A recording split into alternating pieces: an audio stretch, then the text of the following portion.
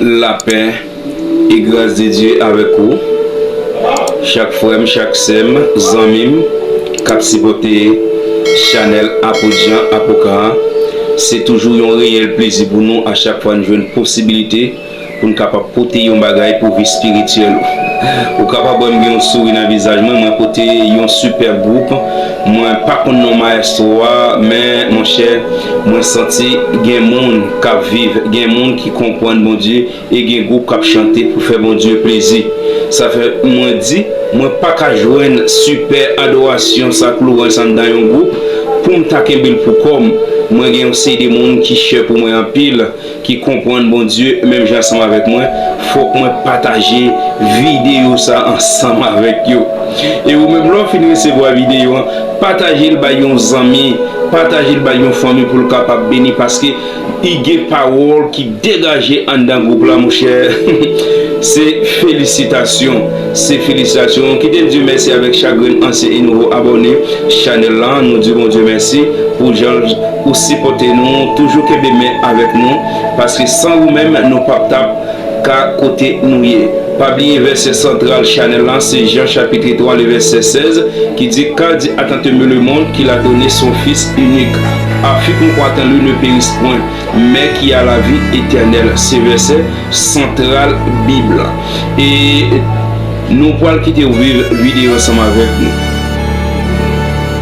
quitter nos commentaires qui sont passés des messieurs ça qui d'abord Dieu gloire avec tout le monde un Dieu ensemble avec nous. Ça fait un million de salutations comme ça. Dieu béni. Ça doit regarder chaque côté là.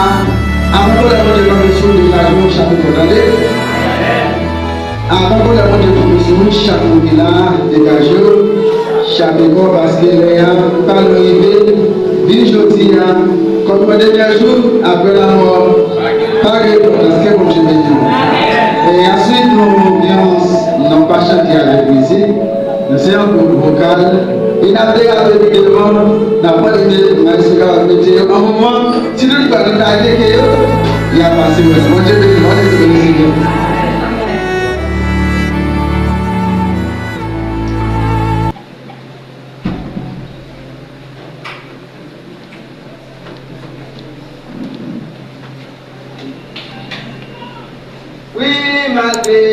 Malgré l'évangile à prêcher, la campagne de promotion. Yopito, j'ai à faire et à prêcher. J'habite ma état, parce que t'es mes parents. Avant qu'on les monnaie, famille pour échapper.